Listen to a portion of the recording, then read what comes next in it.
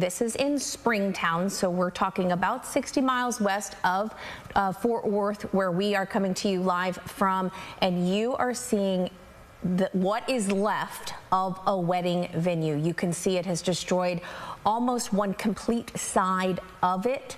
This shows you the power of those winds that move through that area. We are told at one point the peak wind here was 105 miles per hour. There was one confirmed death in this area. As we look down over it, you can just see how incredibly destructive that is. We're zooming down. You can tell there that it is some type of wedding venue, a sign on the outside.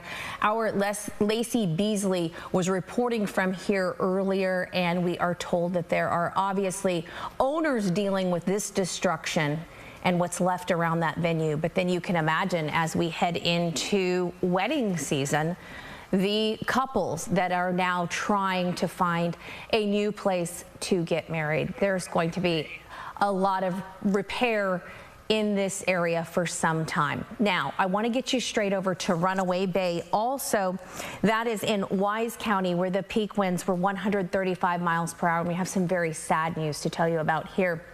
Loved ones there have identified the victim for us. Our Amelia Magavro helped us get this information. You are now looking at a picture of Juan Madrid. Again, this photo came to us from his family. He is the one confirmed death in this Runaway Bay area in West County. And we are told that around 10:45 on Saturday, a woman called 911 to say that she had found her family member in the debris of the storm-damaged home there. Apparently, Madrid lived in the 6700 block of Hutchinson Hill Road. The person said as she found him, he appeared to be dead. Obviously, emergency services moving into that area and confirmed that. Here's what we know about him so far, and we do have crews and team coverage in that area trying to get as much information as we can. But as far as Mr. Madrid, we know that he is a 69-year-old. Excuse me, I'm not correct there. We are trying to learn more information about Mr. Madrid. Again, a woman had called 911 to say that she had found a family member in the debris in that area. And Amelia is working to get us more information on him. Again, our chopper is moving into Springtown. We are zooming in on just very obvious evidence of what was a wedding venue, clearly a large one where hundreds of people would have been able to attend ceremonies. It's April, wedding season. I find this image particularly touching as we look at this video. I want you to look in at the cross that is still standing. That is pretty chilling video. When you look at the damage and what those winds did in that area, you're talking about winds in excess of 100 miles an hour. We know that this was an EF1 tornado going through there, but that cross still standing was a pretty strong image. Clearly there was some kind of pond or lake, probably what was once a beautiful area surrounded by rocks, and that bridge for wedding pictures. You can only imagine what would have been and what was for couples in this area for so long. We'll get more information on this venue for you also, but you can tell it was kind of out in a country-like area. This appears to be some kind of shed that was off to the side of it.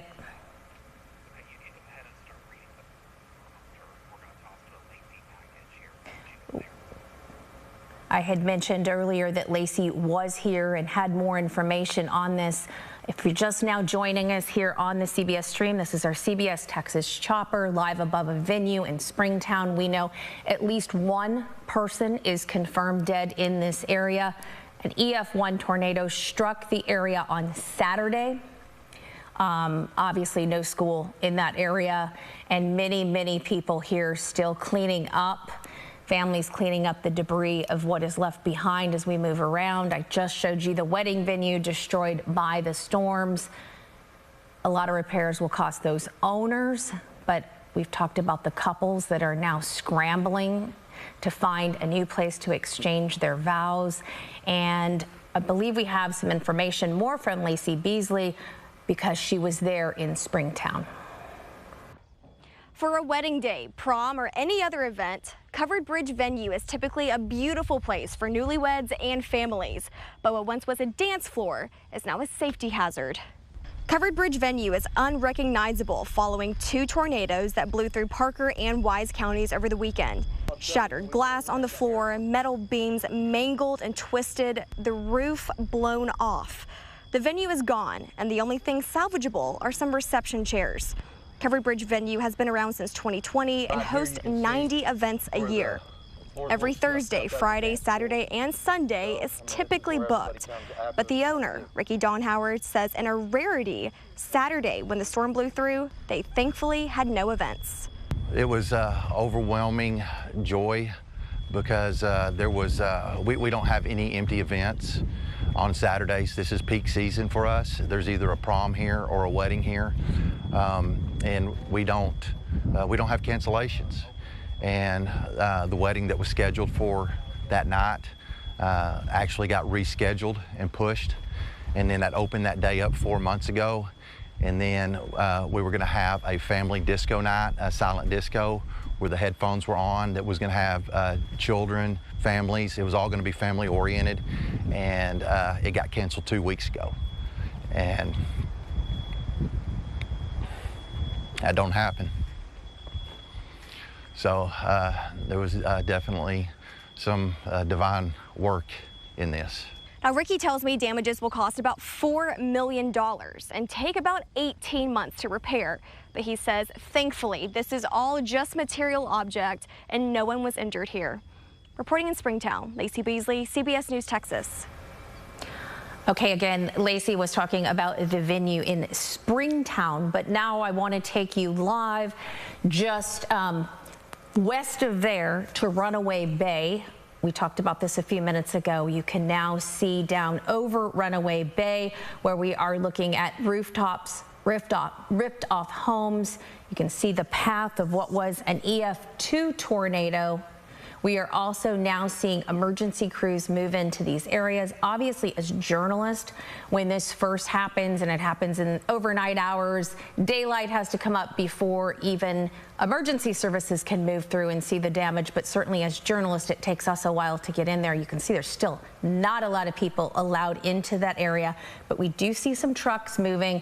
And so from our aerial views from the CBS Texas chopper, we are able to just see the destruction there. We do know that as we zoom down over here, they have actually been able to move some equipment in there, trying to knock down some of the fences.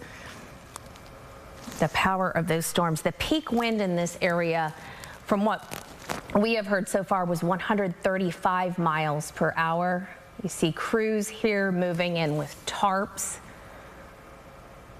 This obviously has to happen as they start to move forward. They're trying to protect anything inside that house and from any future weather we may have in the next few days. There is a first alert weather day, which our meteorologist here at CBS News Texas had declared for tomorrow.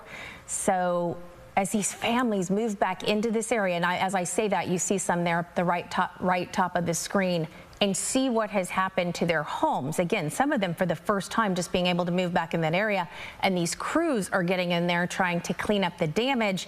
You also have to think about what's to come with a first alert weather day. They're going to have to protect what's left of these homes. There's another tarp over a home, just trying to save anything they can that's left inside.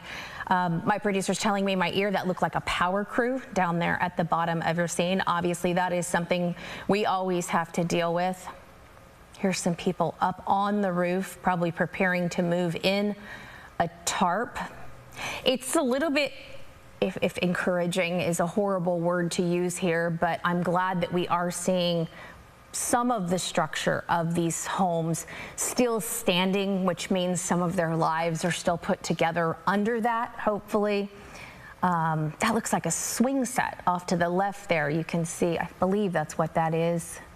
The green, a shed in the back that somehow continued standing. I have covered many tornadoes all over the country in my time as a journalist, and I still am always just completely shocked at how the path is so clear on how a tornado rips through these areas and completely destroys one home and flattens it, and then a home standing next to it might still just be completely intact. What we're seeing the most in this video, and again, I remind you that I am watching it with you for the first time as our chopper has just moved into Runaway Bay, is a lot of roofs that have been ripped off, and that is what we had heard. There definitely were downed power lines, and we believe we saw power crews coming through there. We had reports of that. In Springtown, not far from here, there was also a report of a gas storage tank that had been hit by lightning during this storm. Some of the reports from people in the area have been that this lasted for about 30 minutes. It's just always chilling to come up above it like this and look down and think what these people were going through as this ripped through this area. I hesitated to use the word encouraging, but as we look down here, you see what I'm talking about. That's 1, 2, 3, 4 homes with their roofs on the left side of the screen that appear to be completely intact. And then on the top part of the screen, as we move away, you have a roof just completely destroyed. One there in the center of the screen.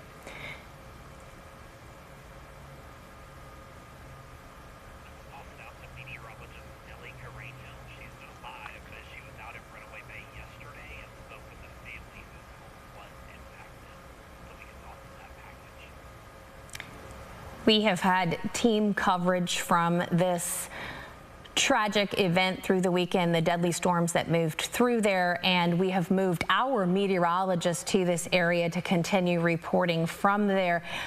Meteorologist Nelly Carreño was there this weekend and filed this report. We're getting a little bit closer to the main area where the damage occurred, and you can see behind me, this particular home lost part of the roof, and the scary part is that the entire family was here when the roof came off and when a lot of these trees were snapped. He's here with me. His name is Charles Martinez.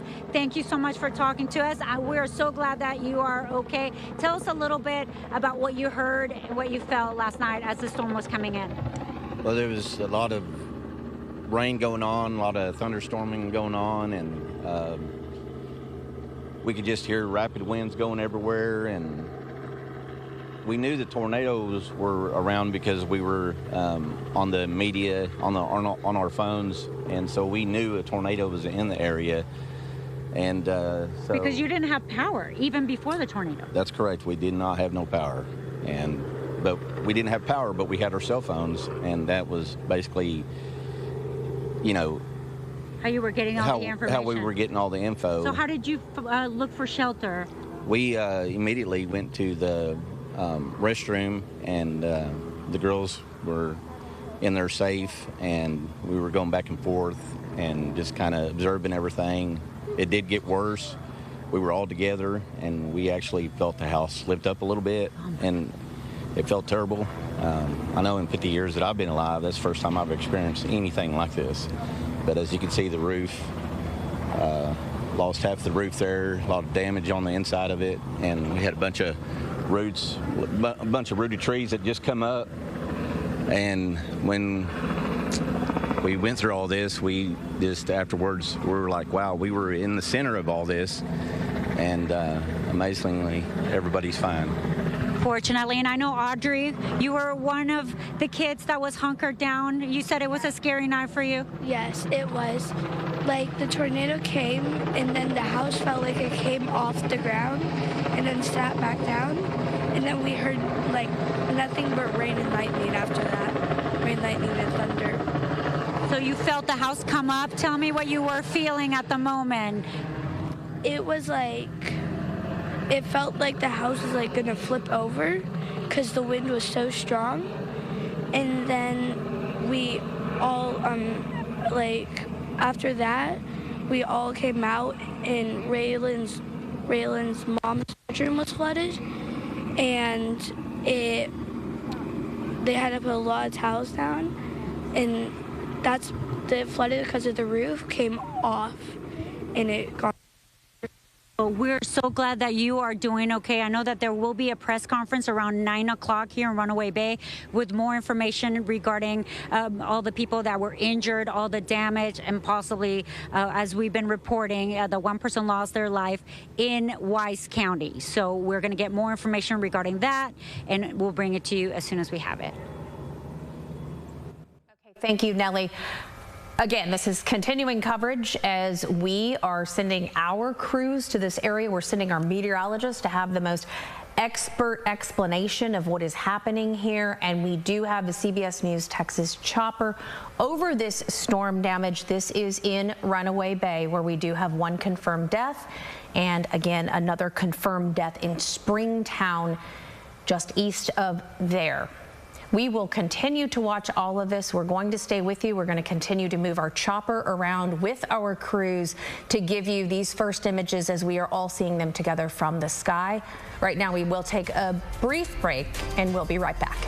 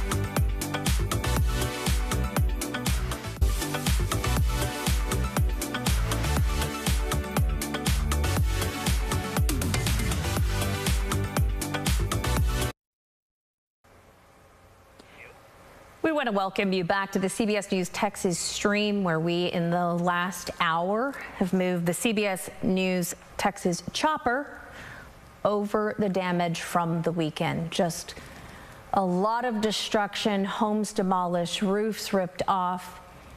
In this area, we see tarps moving in this morning as people and work crews are actually able to get some equipment back in there. Pulling up a tree here in this area, we see blue tarps over the tops of roofs. As we pulled back out earlier, you could kind of just see the path that we typically see in these situations where this tornado has moved through. So you might have one house standing, you might have another house with equipment outside of it where trees and landscape has been destroyed and wood and fences, and then another house that has a roof ripped off, and then another house that may be leveled. But it is encouraging to see work crews moving back through this area. Here's someone checking the roof of a home that is far more intact than some of the other homes that we have seen. This is in Wise County, where initial reports are that there were 135-mile-per-hour winds that moved through that area. We're not seeing a lot of people back in here, but we do see some work crews and some families that have been able to get back with the daylight and survey the damage. Our crews have been kept out of most of these areas and unable to get to them, which is common for journalists. Take a look at this house. Obviously, as I'm looking at this with you, hard to know if that's an owner or a work crew that has been called back to the area, but clearly.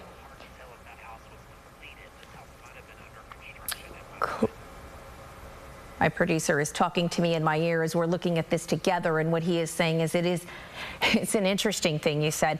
It's hard to tell if that greenhouse we were just looking at was under construction or if it was destroyed by this, and that kind of talks about the damage when all you can see is that structure.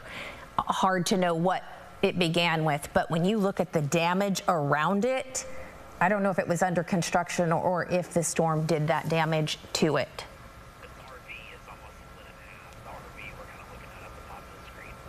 You are about to be able to see that what on that right side of that screen, that is an RV, and it appears to be almost split in half. The power of the wind that ripped through there. So often, as I've been out and covered some of these, you will literally hear about these tornadoes picking something as large as that up and then dropping it back down. And I wonder if that is what has happened here. This is a lot of the damage as we are seeing. Most importantly in this area, as we look at this, it's a blessing there were not more injuries. There are many people recovering from this morning, but very sadly, there has been one confirmed death. CBS Texas has been talking to the family. This is Juan Madrid you are looking at, and loved ones identified him for us, told us that he had died in the storm. They gave us this picture of him and gave us permission to use it and show it to you. But he lived in that Runaway Bay area, and loved ones tell us that he has passed away. Our CBS Texas reporter Amelia Magavro is covering this story today. She will have more of that in our newscast this afternoon at 4 and 5 o'clock. I understand she has connected with the family. That is actually how we were able to get the identification of this victim, as she has been talking to them. But just a heartbreaking story, and even harder when you look at this smiling, beautiful image of him. You can almost assume from it somewhere in that area. This is out in the country, a small town on the shores of Lake Bridgeport there. Bridgeport, on the lake there. He was holding a fishing pole. Runaway Bay is northwest of Springtown, where we had more damage and one other death. We are working to confirm the identity of the person in that area. But again, we will have a lot more as we've moved our crews into both areas to get information. Amelia will have more on Mr. Madrid.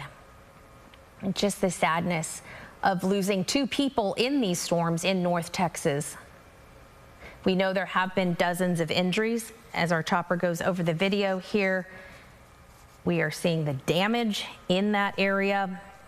Original reports coming out this weekend, there were vehicles that had been tossed. We are now seeing those.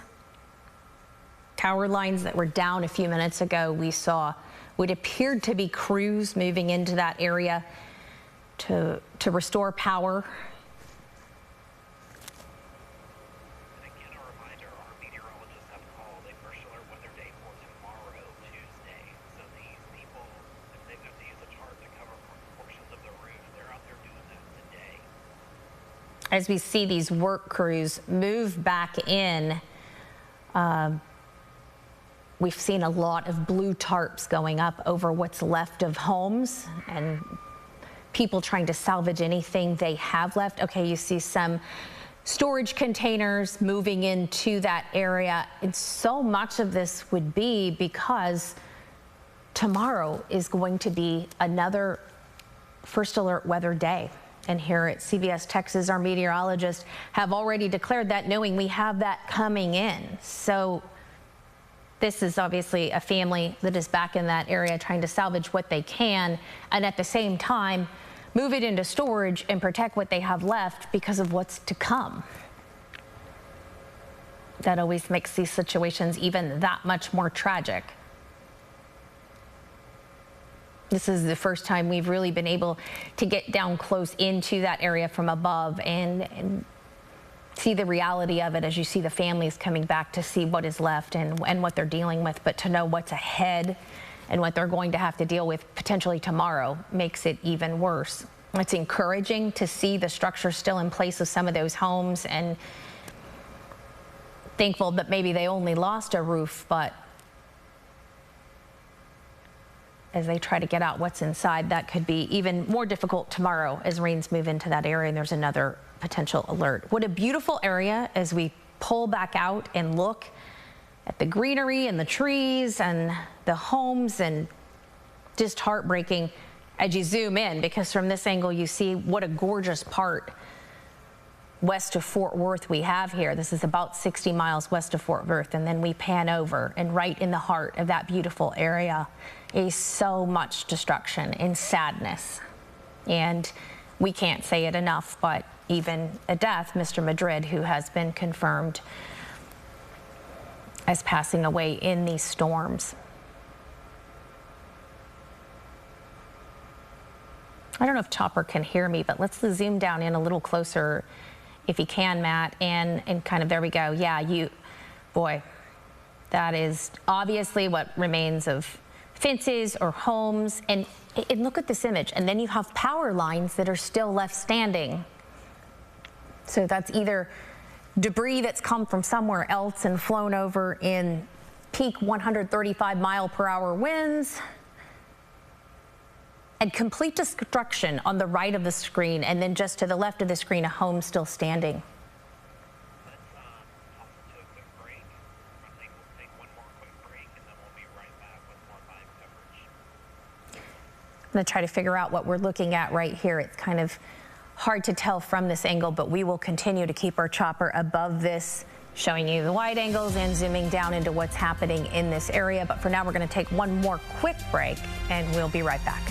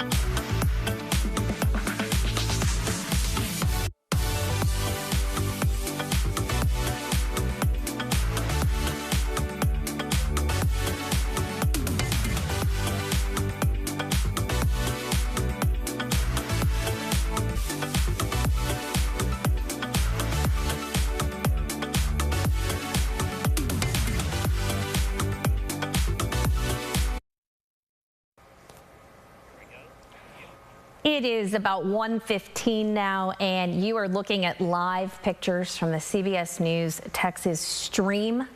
We have just been able in the last hour to move our chopper over the damage. This is in Runaway Bay, and we are watching it with you for the first time. A lot of what we're seeing down here is roofs ripped off, down power lines, cars that have been flipped, RVs torn in half.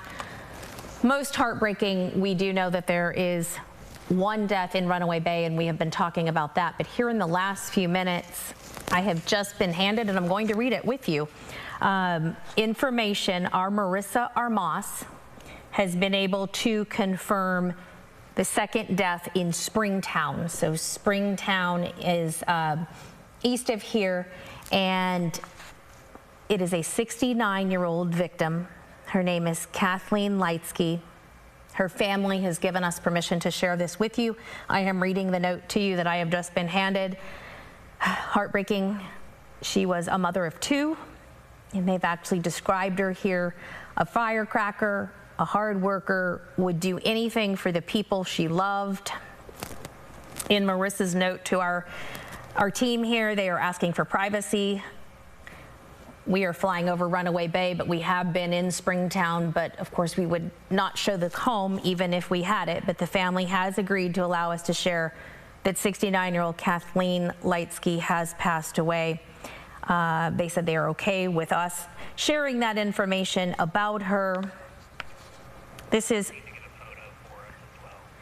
a rural area.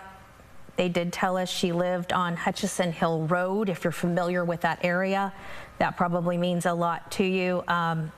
There is a fence and a long driveway near her home. And Marissa tells us that she is talking to the family about getting a picture. So we should have a photo of Ms. Lightsky. Again, I was touched by this. I want to read it to you again. They described her as a firecracker, a hard worker, and she would do anything for the people that she loved. CBS News Texas has been able to confirm that Mrs. Lightsky is one of two victims in these deadly weekend storms. I mentioned we were live over Runaway Bay, so I want to go back and talk about the confirmed death that Amelia Magravro has worked on for us. This is Juan Madrid. He lived in Runaway Bay. Such a beautiful picture of him standing there and smiling on a lake, holding his fish, proud of that fish. And Mr. Madrid's family shared this with us. They told us it was okay to show you this picture. He was found dead in the storms there. She is talking to the family. Coming up tonight on our newscast at 4 or 5, we will have more from his family about him. I can't tell you at this time any more about him, but coming back out live again, he is the confirmed death in this area. This is our chopper live over Runaway Bay. The other information that was just into our newsroom on Miss Lightsky, the 69-year-old, was from Springtown in Parker County. Here in Wise County, if you're just now joining us, we are looking at the damage that was caused. Early reports by peak winds of 135 miles an hour, and we are told at this point this was the stronger of the two tornadoes. This was an EF2. If you look at these trees, you can imagine a few minutes ago we showed just the beautiful image of the greenery over this area, and now you can tell as this apparent EF2 tornado moved through here, it just ripped the tops of them off, and there's nothing left of these trees, which is not a common sight as we saw earlier with this beautiful green area, but they've just had the entire top snapped off of them. Right there on the screen, I always try to identify what we're looking at. That is some kind of trailer that would have been in the area. It appears to have flipped upside down. There is so much destruction and damage here. It is very hard to identify anything but those trees. So much of it has just been splintered and destroyed and lifted by these winds. And as reporters, as we're out there, we'll often be with families that something they're looking for is miles away, pierced in a tree. So what you are looking at right there is the bottom side of a car. So that's the black side of a car. But think about the power of this storm. that lifted up and flipped over. We've seen a lot of RVs in that area, so from this image, we're kind of having trouble determining if that is an RV. It might even be stronger. So this is Lake Bridgeport. For those of you familiar with that area, there's the water tower, there's cranes up. I assume they are assessing damage. I assume those were not in the area at the time, but we do not have that information. But again, I want you to look at this image and think about those trees that you're seeing. And there's just so many beautiful green trees and greenery in this area. This is what it should look like. This is what it did look like a few days ago. And then we go to the path of destruction, and that's where you see the tops just completely snapped off, and such a contrast in the image. Big story for Intel here is our first alert weather team storm chaser, Jason McLaughlin, that you hear from quite often when we were in severe weather coverage, lives in Runaway Bay, and he was out there chasing these storms on Saturday night, and his home was impacted. It's not severe, but his home was impacted as well. I am being told, sadly, that a name, if you follow us here at CBS Texas, you have heard over and over again. Jason McLaughlin has been a storm chaser for as long as I can remember, and I've been here a long time. He lives in Runaway Bay, and during these storms, as he has done for us for so long here at CBS Texas, he was out covering it, but sadly returned home to find his own home damaged. And he is now assessing that. So I can assure you at some point you will hear from him as our crews get to him. But he has spent so much time with us here at Texas working with our meteorologists to keep you safe. And that's exactly what he was doing, out following the storm and chasing it so that we could bring you the coverage and tell you when to take cover. And fortunately, Jason is okay, but he is now back home dealing with his own damage, as clearly so many other people are in that area.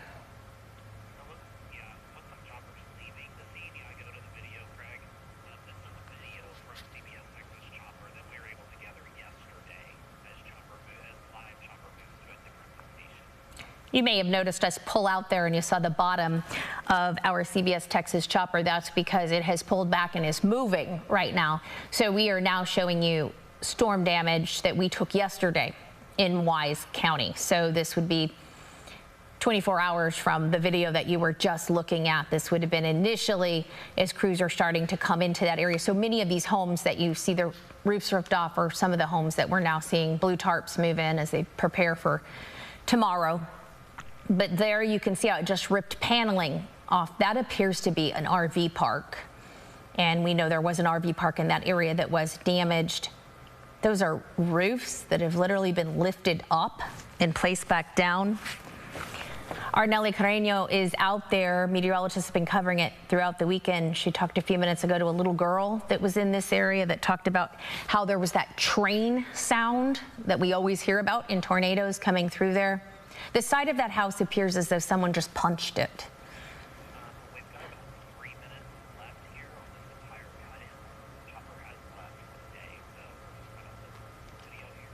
So we do want to start kind of wrapping this up, and we'll have more live continuous coverage coming up today at 4 and 5 p.m. So this is what so many of the families moved back in and saw yesterday. And the images we were just showing you is what our chopper was able to fly over and get for you today. This is all part of our CBS Texas continuing coverage of the deadly storms that have moved through North Texas this weekend in Parker County, Springtown, an EF1 predicted right now, tornado with winds exceeding 105 miles an hour. One person killed in that area. Again, Marissa Armas has just confirmed for us it is a 69-year-old woman from Springtown, Kathleen Lightsky. Her family has told us it is okay to share that information with you.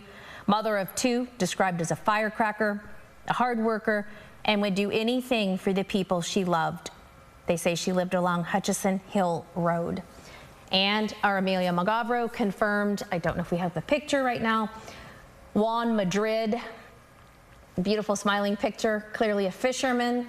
He was from Runaway Bay. That's a small town on the shores of Lake Bridgeport. Those are the 2 confirmed deaths. We now have the names in that area. We know dozens of others were injured earlier this morning. Nellie talked to a man who had just moved here from California, had only been here for a few days. And what you're looking at is what he was welcomed to in Texas. As we continue to follow this, we have moved our meteorologist into that area. McKenna King is there as well. And we will continue to have coverage of this. We will confirm these were, at this time, EF1 and EF2 is what's predicted tornadoes. And our coverage will continue here on CBS News Texas at 4 and 5 o'clock. Thank you for joining us.